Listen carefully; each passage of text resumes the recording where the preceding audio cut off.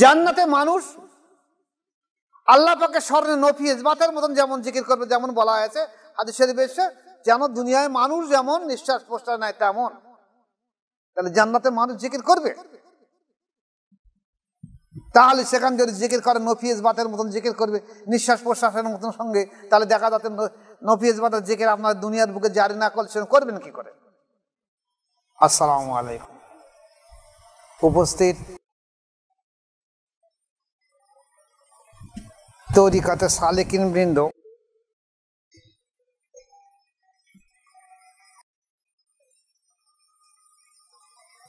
প্রতি সপ্তাহ ন্যায় আজকের একটা মুখ্য জিনিস আপনাদের সামনে আলোচনা করে দিয়ে দেই, যদি আল্লাহ পাক তৌফিক দেয়।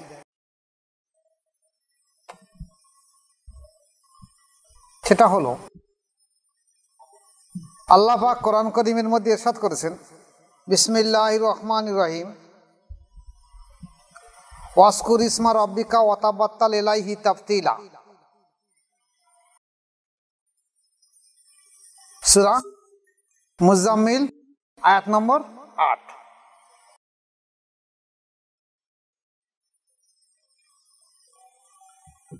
আল্লাহ পাক বললেন যে আমার নামের জিকির করো, আমার নামের জিকির করো, আর একাগ্রতা চিত্তে তাতে মনোনিবেশ করো। শুধু নামের জিকির নয়, একাগ্রতার সঙ্গে তাকে মনোনিবেশ করো। তাহলে একটা হলো জিকির, আর একটা হলো একাগ্রতার সঙ্গে থাকা। এখন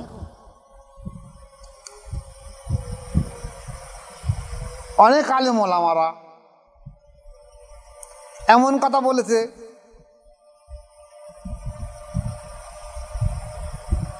যে সর্বসময় আল্লাহ আল্লাহ করা, জিকির করা কোনো কোরআন হাদিসের কোনো দলিল নেই।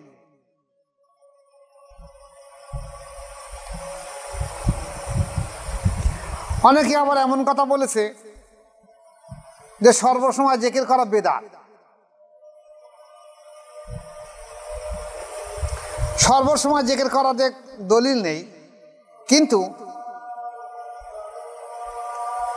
মা আয়েশা সিদ্দিকা রাদিয়াল্লাহু তাআলা আনহা বলেছেন যে আমি রাসূল পাক সাল্লাল্লাহু আলাইহি ওয়াসাল্লামকে দেখেছি সর্বসময় আল্লাহ পাকের জিকির করতেন।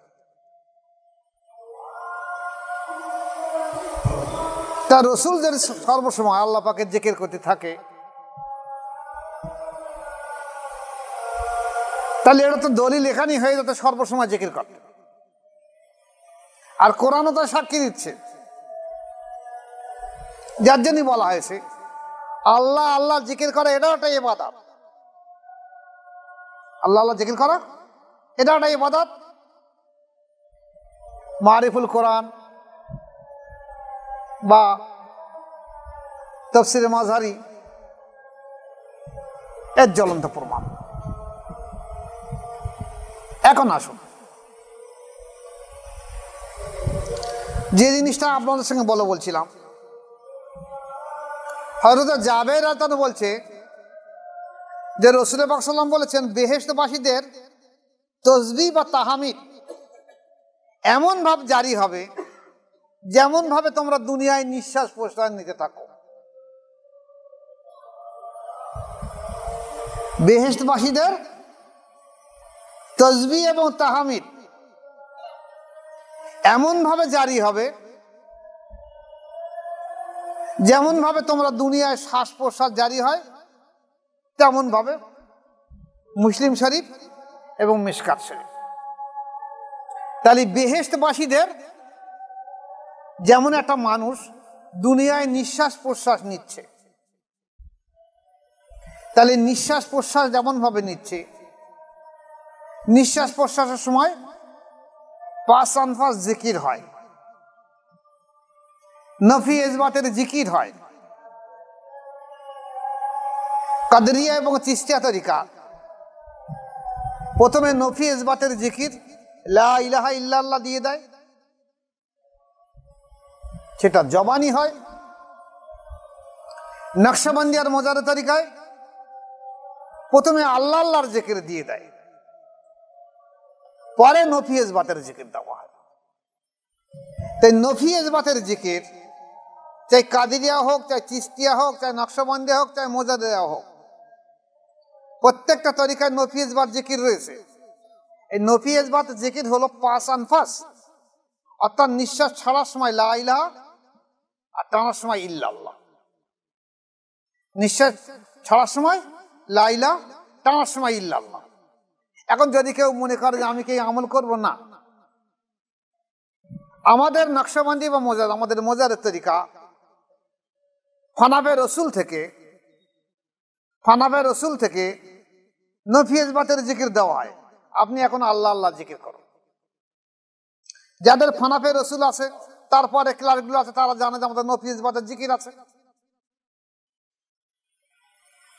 তাই এই নফি ইসবাতের জিকির কাদেরিয়া, চিস্তিয়া, নকশবন্দিয়া, মুজাদ্দিদের সব তরিকায় আছে। নিঃশ্বাস ছাড়ার সময় এবং নিঃশ্বাস টানার সময়। এবার মজার জিনিস দেখেন, জিকির আমরা কত সময় করব? যেখানে কোরআন শরীফ বলছে ইয়া বিসমিল্লাহির রহমানির রহিম ইয়া আইয়ুহাল্লাযিনা আমানু যিকুরুল্লাহা যিকরান কাসীরা ওয়া সাব্বিহু বুকরাতা ওয়া আসীলা, সূরা আহজাব। যে ঈমানদাররা, তোমরা খুব বেশি বেশি আল্লাহর জিকির করো আর সকাল বিকেল তাসবিহ পড়ো। খুব বেশি বেশি জিকির করো আর সকাল বিকাল তাসবিহ পড়ো। এটা কিন্তু ব্যাখ্যা অনেক বড়, আমি এদিকে যাব না আজকে। এখন জিকির আমরা কতক্ষণ সময় করব?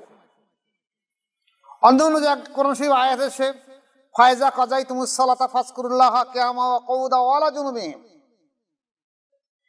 যেই তুমি নামাজ থেকে ফারাগাত হওয়ার সঙ্গে সঙ্গে দাঁড়িয়ে, বসে বা শুয়ে আল্লাহ জিকির করতে হবে। এখন আসুন, নামাজের জন্যে নির্দিষ্ট টাইম হলো 5 ওয়াক্ত নামাজ পড়তে হবে। যারা তাহাজ্জুদ পড়ে, চাষ পড়ে আলাদা কথা, কিন্তু 5 ওয়াক্ত ফরজ হয়।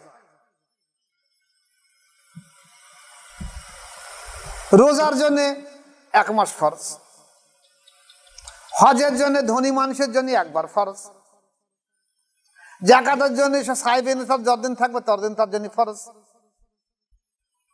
কোরবানি যদি তার যাকাত ফরজ হয়ে থাকে, কোরবানি তার জন্য ওয়াজিব।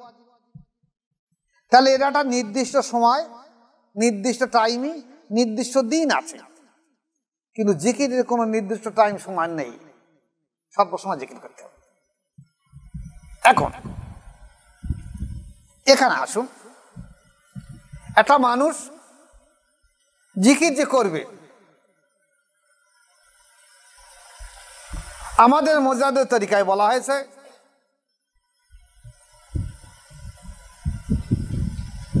প্রথম অবস্থায় প্রতিদিনই 25,000 বার আল্লাহ আল্লাহ জিকির করতে হবে। এ নিয়ে অনেকে আবার আঙুল তুলেছে, অনেক ওলামা আঙুল তুলেছে যে 25,000 তাসবিহ হবে কেন? আমি 5,000 করতে পারি, 2,000 করতে পারি, 4,000 করতে পারি। ব্যাপারটা হলো এই, একটা মানুষ যদি সুস্থ থাকে তাহলে 24টা ঘন্টায়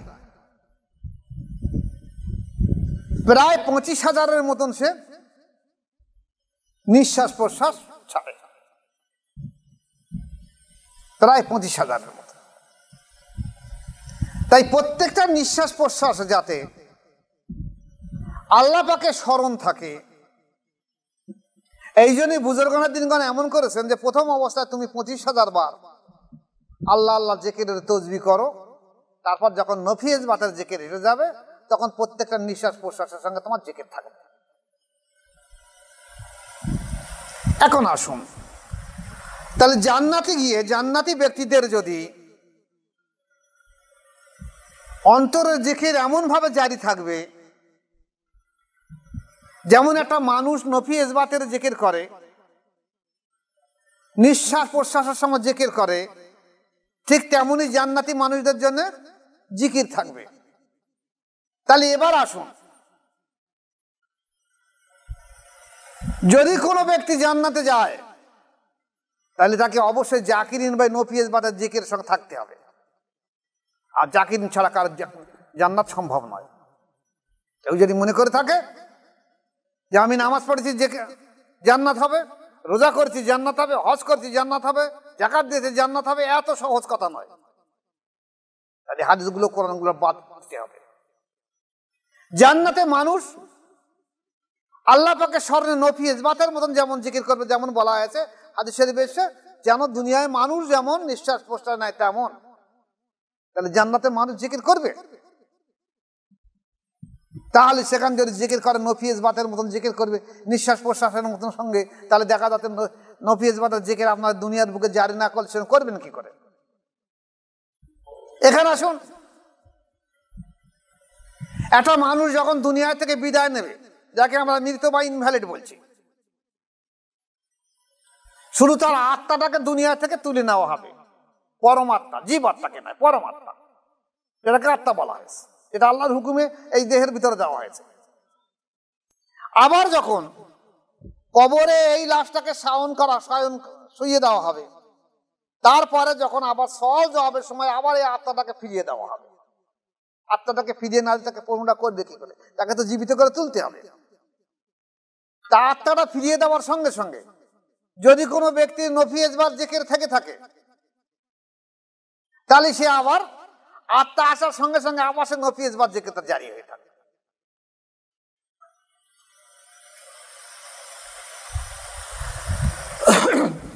তাহলে দুনিয়ায় যেমন মানুষ 5 জিকির করে, জান্নাতে মানুষ তেমন 5 জিকির করবে। তাহলে কবরেও মানুষ 5 জিকির করবে। আর যার জিকির জারি নেই তার কিচ্ছু হবে না, আর ওদের জন্য কিচ্ছু হবে না। এবার আসুন, ইবনে আব্বাস রাদিয়াল্লাহু আনহু বলেছেন যে জিকিরের কোনো সময় নেই বা সীমাও নেই। জিকির সর্বসময় করতে হবে। জিকিরের জন্য কোনো শর্ত নয়। দাঁড়িয়েও জিকির করতে হবে, বসেও জিকির করতে হবে, শুয়েও জিকির করতে হবে, ঘুমিয়েও জিকির করতে হবে, জেগেও জিকির করতে হবে, বাড়িতেও জিকির করতে হবে, বাইরে গিয়েও জিকির করতে হবে, সফরেও জিকির করতে হবে, বাড়িতেও জিকির করতে হবে, আকাশে থাকলে ভ্রমণে জিকির করতে হবে, জমিনে থাকলে জিকির করতে হবে। জিকিরে কোনো রকম সময় নেই, সর্বসময় জিকির করতে হবে। রাতেও জিকির করতে হবে, দিনেও জিকির করতে হবে। জিকির ফরজ আইন জিকিরের জন্য।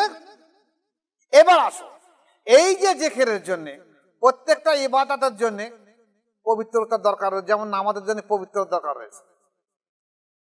গোসল করো, ফরজ গোসল হলে অজু করো, কোরআন স্পর্শ করবে, ফরজ গোসল থাকলে গোসল করতে হবে, অজু না থাকলে অজু করতে হবে, মসজিদে যাবেন, অজু না থাকলে অজু করতে হবে। কিন্তু জিকিরের জন্য পাক না পাকের প্রয়োজনে সর্বসময় জিকির করতে হবে।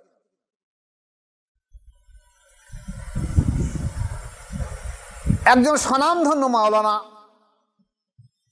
আমাকে কিছুদিন পূর্বে ফোন করেছিলেন যে আপনার সেজদা সন্ধি পেয়েছি, আপনি বলছেন যে জিকিরের জন্য পাক না পাক অবস্থায় জিকির করবে, তা পাক না পাকের অবস্থায় জিকির করা সম্ভব কি?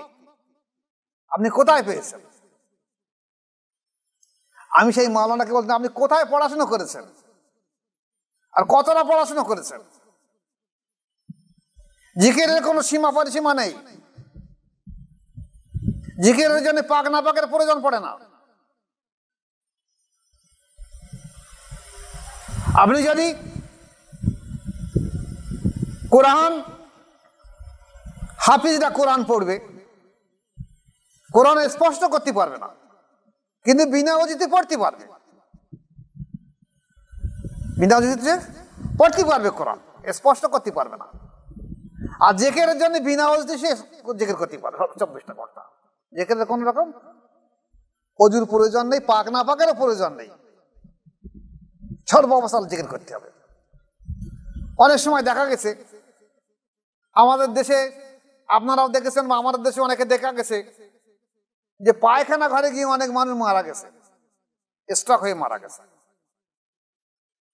আর তার উপায় কি হবে? এইবার আসুন, তাকে তো জিকির করতে হবে। এইবার নফি ইসবাতের জিকির যা জারি হয়েছে সে তো সবসময় চালু হয়ে গেছে। সে তো প্রত্যেকটা নিঃশ্বাস প্রশ্বাসের সঙ্গে তার লতিফা আল্লাহ জিকির করছে, তা সে তো বন্ধ করতে পারবে না, সে তো বন্ধই করতে পারবে না, বন্ধ করবে কি করে?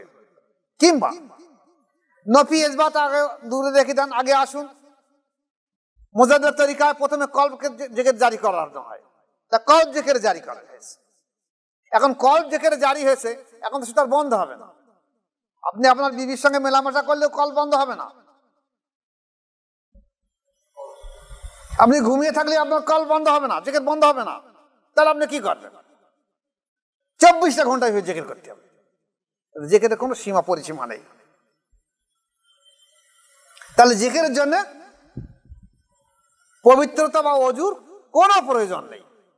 যদি প্রয়োজন চায় আমাকে বলবেন, আমি কিতাব দিয়ে দেখিয়ে দিয়ে দেবো। তো সেই মাওলানা সাহেবকে আমি বলেছিলাম যে আপনি জিকির সম্পর্কে বলছেন, বলুন জিকির কয় প্রকার? বলছো জিকির 2 প্রকার। আমলে একটা জলি জিকির, একটা খফি জিকির, বা একটা প্রকাশ, একটা গোপন জিকির। আচ্ছা জলি জিকির কয় প্রকার? বলে জলি জিকির আবার কয় প্রকার হবে? আচ্ছা খফি জিকির কয় প্রকার? বলে খফি আবার কয় প্রকার হবে?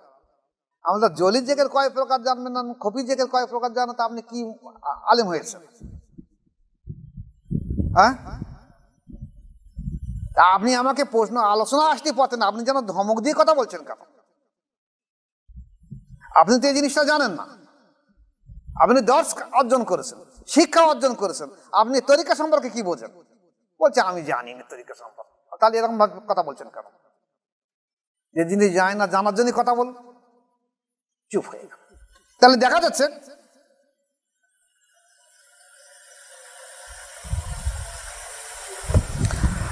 ইবনে আব্বাস রাদিয়াল্লাহু আনহু বলছে, আল্লাহ পাক জিকির ব্যতীত এমন কোন ফরজ ইবাদত করেননি যার সীমা বা পরিসীমা নির্দিষ্ট নেই। সব ইবাদতের সীমা বা পরিসীমা নির্দিষ্ট আছে, কিন্তু জিকিরে কোনো সীমা পরিসীমা নির্দিষ্ট নেই। সর্বসময় সর্বসময় সর্বসময় জিকির করতে হবে, জিকিরে কোনো নেই। এখন আসুন, আমাদের দেশে বর্তমানে যে মিলাদ মাহফিল হচ্ছে, এখানে মাইকে অ্যালাউন্স করা হচ্ছে জিকিরের মজলিস হবে। তার জিকিরের মজলিস দেখা যাচ্ছে 10 মিনিট একটা জিকির করলে হালকা জিকির করে দিল, লা ইলাহা ইল্লাল্লাহ কি মাশাআল্লাহ কি সুবহানাল্লাহ কি আল্লাহ আল্লাহ জিকির করে দিল, বন্ধ হয়ে গেল। ওই পর্যন্ত আবার লোক চুপ করে বসে, কবে আবার জিকিরের মজলিস আসবে সেই দিন জিকিরের মজলিস জিকির করতে যাবে। কিন্তু জিকির যে 24টা ঘন্টা ফরজ নাই, এই আলেম উলামারা যদি মিলাদের মাহফিল একথা বলে দিত যে এই পদ্ধতির মাধ্যম দিয়ে তোমরা জিকির করো এবং জিকির 24টা ঘন্টা করো, ওরা নিজেরাও করে না। আর শুধু এই মাওলানা মৌলবীরা নয়, অনেক পীর সাহেব আছে, অনেক পীরজাদাও আছে, তারাও এ সম্পর্কে জানে না, বোঝে না। তারাও বরঞ্চ কটূক্তি করতে 24টা ঘন্টা কিভাবে মানুষ জিকির করবে। এই আজকের একজনা আমার একটা মুরিদ এসেছিল, তার সঙ্গে আর কয়েকজন ব্যক্তি বায়াত হতে এসেছিল। আমাকে বলছে যে একজন পীরজাদা আমাদের ওখানে জলসায় গিয়ে বলছে যে তোমাদের এখানে কি আর অন্য অন্য জায়গায় বহু রকম পীর সাহেব আছে, এই ভাঙড়ে অংশ পীর সাহেব আছে, তারা আবার বলে নাকি কল নাকি আল্লাহ জিকির করে। এসব ভণ্ডের দল, কলবার আল্লাহ জিকির করে, সব বাতিল মত, বাতিল পথ, ভ্রান্ত আকীদা। আমি তাকে বললাম, বলে দিও, বল তুমি পীরজাদা হয়েছে কি জন্য? নিশ্চয়ই তোমার বাপ কি দাদা নিশ্চয়ই পীর সাহেব ছিল, আর পীর সাহেব তার কল জারি না হলে পীর সাহেব হয়নি। তাহলে যদি বলো যে কল জারি ভণ্ড হয়, তাহলে বলতে হবে তোমাদের বাপ দাদা আগে ভণ্ড, আর তোমরা সেই ভণ্ডের বংশধর তোমরা। তো অন্তর্জারি যেখানে না, তাদের পীর সাহেব হলে কি করে? একটা মানুষের মুর্দা দিল জিন্দা করার জন্য তুমি মাসায়েখ পীর সাহেব হয়েছো, পীরের নাম করে ভণ্ডামি করে মানুষকে করে কেমনে খাচ্ছ, আবার সত্যকে মুছে দেওয়ার জন্য আবার চেষ্টা করছো। তুমি বলতে পারো কথা যে আমি পীরের আওলাদ, পীরের বংশধর, কিন্তু আমাকে মুর্দাদের জিন্দা করার ক্ষমতা আমার নেই, আমার নেই জিন্দা, আর আমার জিন্দা করে দেওয়ার ক্ষমতাও নেই। তা প্রত্যেকটা মানুষের অন্তর জেকেরে জারি করার প্রয়োজন রয়েছে, ফরজে আইন। তোমরা যেখানে পারো সেখানে যাও। এই কথা না বলে তোমরা আবার বলছো যে জেকের যারা বলে অন্তর জেকের করছে ওসব ভণ্ড। তাহলে এই যদি সমাজের অবস্থা হয়ে থাকে, তাহলে এই পথহারা মানুষগুলো যাবে কোথায়? মসজিদের ইমাম সাহেব, ওয়াইজিন, পীরজাদারা, পীর সাহেবরা যারা দাবি করছে, তারা যদি প্রত্যেকটা মানুষকে দাওয়াত দেয় এই কথা যে ভাই সাহেব 4টে তরিকা আছে, কাদেরিয়া হোক, চিশতিয়া হোক, নকশবন্দিয়া হোক, মুজাদ্দিদা, যে কোনো তরিকায় চলে যাও, গিয়ে সেখানে কমসে কম 10টা লতিফা জিন্দা করো। যেখানে একজন ইমাম, শরিয়াতের 4 জন ইমামের মধ্যে একজন ইমাম মালিক রহমাতুল্লাহ আলাইহি বলছে যে প্রত্যেকটা মানুষকে 10টা লতিফা শিক্ষা করা ফরজ আইন, 10টা লতিফা জিন্দা করা ফরজ আইন। কলব রু শের কপি আকফা নফস আবাতুস খাকবাদ, কিংবা কলব রু শের কপি আকফা নফস সুলতান নজগার ফানা ফেরেক ফানা ফেরসুল ফানা ফিল্লাহ। তাহলে 10টা লতিফা জিন্দা করা যখন ফরজ আইন, এটা ইমাম বলছে, আর সেই ইমামদেরকে আমরা, শরিয়াতের ইমামদেরকে আমরা মেনে চলছি, তরিকাতের ইমামদেরকে আমরা মেনে চলছি, আর আমরা বলছি আমরা পীর সাহেব, আমরা পীরজাদা, আমরা আলিম, আমরা মাওলানা, আমরা শাইখুল হাদিস, আমরা মুফতি সাহেব, আমি মসজিদ ইমাম সাহেব, আমি ওয়াইজিন। আর আমি কথা বলছি যে বায়াতের কোনো প্রয়োজন নেই, আমি কথা বলছি যে অন্তর জেকের জারি হয়, সব বাজে কথা। আমি কথা বলছি 24 ঘন্টা জেকের করা হয়, সব বেদাত। আমি বলছি সর্বসময় আল্লাহ জেকের করতে হবে, কোনো শরিয়াতের দলিল নেই। কোরআন হাদিসকে ভালো করে দেখুন, পড়ুন। একটা মানুষকে আপনারা কোরআন হাদিসের চাবুক দিয়ে মানুষকে সুপথ থেকে কুপথে নিয়ে যাচ্ছেন কেন? বরঞ্চ কোরআন হাদিসের চাবুক দিয়ে মানুষকে কুপথ থেকে সুপথে নিয়ে আসুন। একটা মানুষ যেন আল্লাহওয়ালা হয়, আল্লাহমুখী হয়, আল্লাহর সঙ্গে জোর পয়দা করে দেন, আল্লাহর সঙ্গে প্রেম করে দেন। একটা মানুষ যেন জান্নাতি হয়, এই চিন্তা ভাবনা করুন। তা না করে আপনারা করেছেন কি নিজেদের স্বার্থ সিদ্ধির জন্য, নিজেদের করে খাবার জন্য, একটা সত্যকে মুছে দিয়ে আজ আপনারা এগিয়ে চলেছেন। এই সমাজ পরিবর্তন হবে কি করে? আমি আবার বলে দিচ্ছি ইউটিউবের মাধ্যম দিয়ে, দিন আল্লাহ পাকের, দিন আল্লাহ পাকের। আল্লাহ পাক বলছে আমি আমার দিন যেভাবে হোক জিন্দা করে রেখে দেবো। প্রয়োজন পড়ে গায়ের কওমের ব্যক্তিদের জিন্দা করাবো। আপনি পিছিয়ে পড়ে যান, আপনি জাহান্নামী হয়ে যাবেন। তাই আমার অনুরোধ, শুধু সাধারণ মানুষ নয়, আমার বিশেষ করে ওয়াইজিন, ওলামা সমাজ, যারা পীরজাদা বলে দাবি করছে, যারা পীর সাহেব বলে দাবি করছে, সবার কাছে আমার হাত জোড় করে আমি অনুরোধ করছি, যদি আপনাদের অন্তরে জেকেরে জারি না হয়ে থাকে, কলব জেকেরে জারি না হয়ে থাকে, আপনি যেমন হাক্কানি একটা আল্লাহর ওলি মানুষের কাছে বায়াত গ্রহণ করুন, করে অন্তত অন্তরটা জেকের করে মরুন। তা না হলে আপনার অবস্থা কি হবে? আপনি তো বেশাক জাহান্নামী হবেন। আমি দোয়া রাখি আল্লাহ পাক আমাদেরকে যেমন মুসলমান ঘরে জন্ম দিয়েছে, আল্লাহ পাক যেন ঈমানের সঙ্গে আমাদেরকে তুলে নেয়। প্রত্যেকটা মানুষকে অন্তত এই শিক্ষা দিয়ে দেওয়া হয় যে অন্তত সে জেকেরে জারি রাখুক, অন্তরটা নফিয়েজ বাদের 5% জেকের জারি হোক, এবং একটা হাক্কানি ওলির কাছে গিয়ে সোহবত এখতিয়ার করে নফসের তাজকিয়া করে। আল্লাহ আমাদের প্রত্যেক ভাই তৌফিক দেখ যেন টিকে থাকতে পারে। ওমা আলাইন ইল্লাল বালাগ। আসসালামু আলাইকুম ওয়া রাহমাতুল্লাহি ওয়া বারাকাতুহু।